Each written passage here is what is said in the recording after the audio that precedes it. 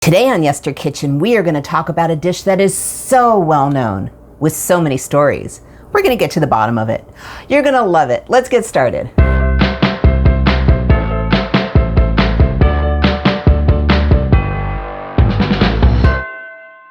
Hey everyone, I'm Jill and this is Yester Kitchen. If you're new here, welcome. It would be an honor to have you join us as we explore retro history through food. Okay, so today we are making Texas straw hats. What? It's another name for Frito Pie, which everybody knows and everybody loves. How can you not love a bed of chips with chili on top? Yum. So what is Texas straw hats? It is just a random recipe from 1961. It's believed to have come from the Girl Scouts, from one of their camping manuals, but the actual documentation can't be found. But it sounds like such a name that the Girl Scouts would come up with, so I am inclined to go with it. The main difference between these two recipes, Frito Pie and Texas straw hats, is that Texas straw hat has no specification on what kind of tortilla chips to use, of course, or it would be Frito Pie. And this chili, no beans whatsoever, which I personally love.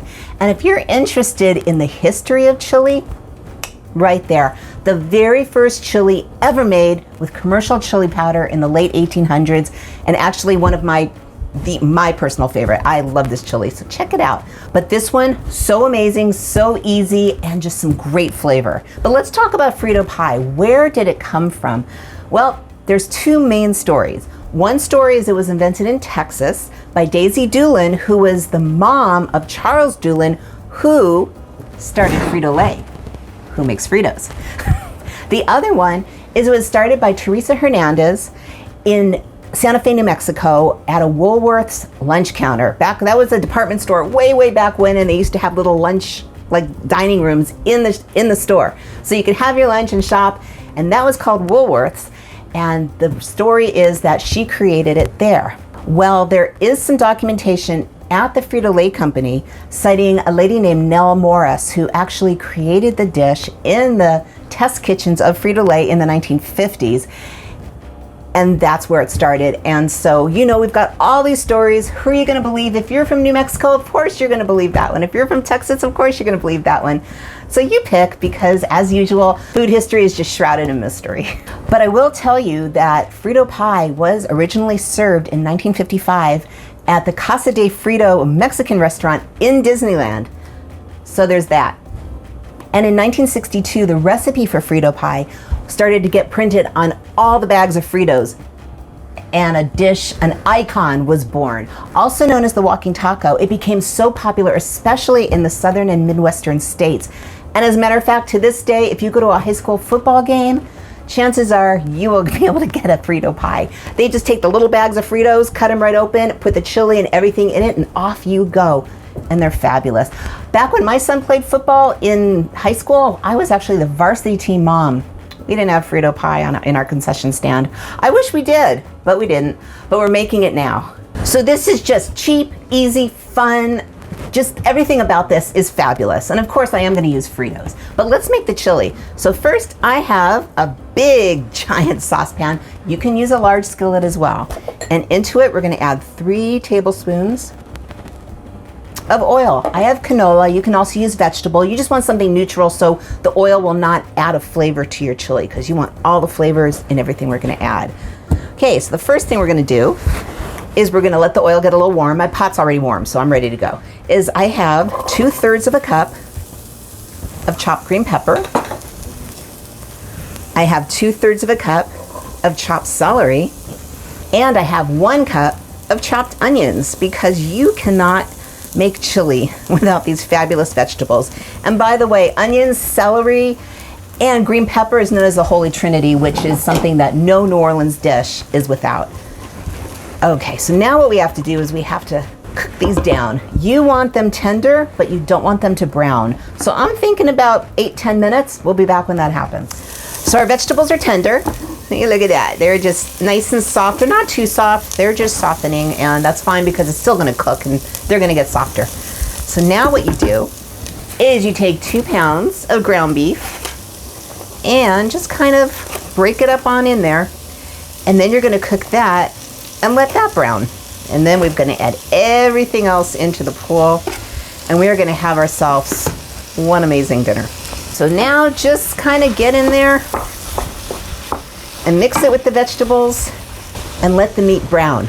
But you don't want to brown it too much. You want to brown lightly because it's still going to sit and cook in the sauce. So when it's pretty brown, like if there's a few little red patches left, that's probably when you're going to be there. So I'm going to do this and we'll be back again.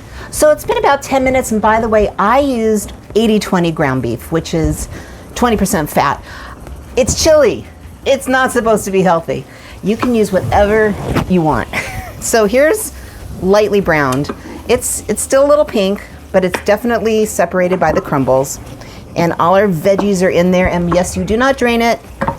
And really quick, this came from the Better Homes and Gardens casserole book recipe, 1961, which was a gift from my friends Mitch and Phil. Guys, I'm still loving this book.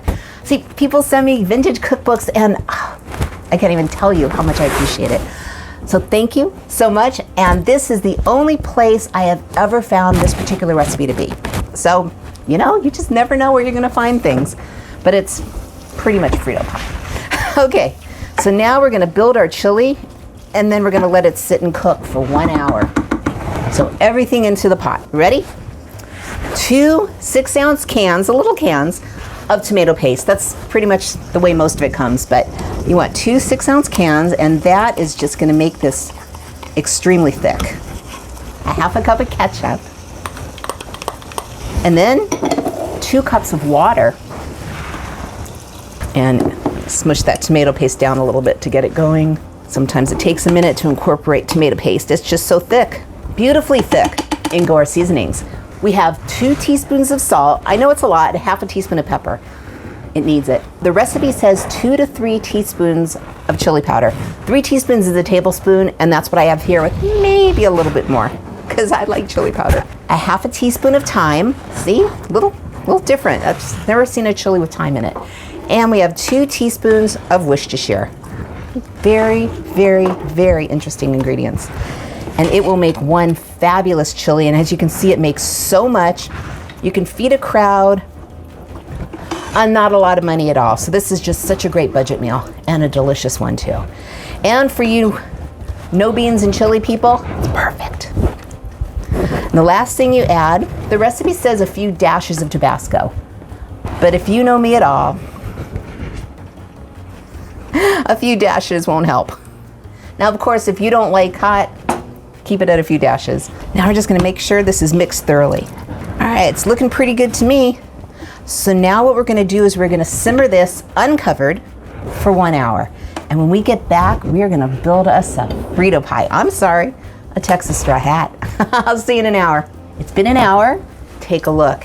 Our chili has just thickened up, and all the flavors are together in a party, and they are just having so much fun. There's really only one thing left to do, right? Make a Frito Pie, make a Texas straw hat. Maybe because the tortilla chips look like a hat, I don't know, but I'd love to hear your guesses too. Anyway, we have here our Fritos. And then of course, our chili. And you can put anything in the world you would like over your Frito Pie. Gotta have cheese. I love onions. I love jalapenos, but I don't have any right now. But go ahead and add your jalapenos, sour cream, or whatever else you put on chili. Gotta try it. Absolutely have to try it. Oh, this is gorgeous. Let me give you a close look at that. Is that beautiful or what? History, my friends. Food history. You just never know. Oh. So this chili is very, very mild, which also probably goes to, maybe it was a Girl Scout recipe, because that would make sense. It's so well balanced. It's so delicious. And it is great as a chili pie, especially if you're not a bean fan. Give this a try. So now you know where Frito Pie came from. Maybe. I mean, if you're from Texas, of course you're gonna say Daisy created it. If you're from New Mexico, of course you're gonna say Teresa created it. If you're from Frito-Lay, you're gonna say, oh yeah, we know Nell created it. You can pick whatever makes the best sense to you, but make some Texas straw hats. Make them for the kids. Tell them the stories. and you can decide. Either way, it is fabulous. If you would like to explore more dishes from your childhood or just the past, I invite you to subscribe. I release new videos every week. In the meantime, there is some more retro dishes for you.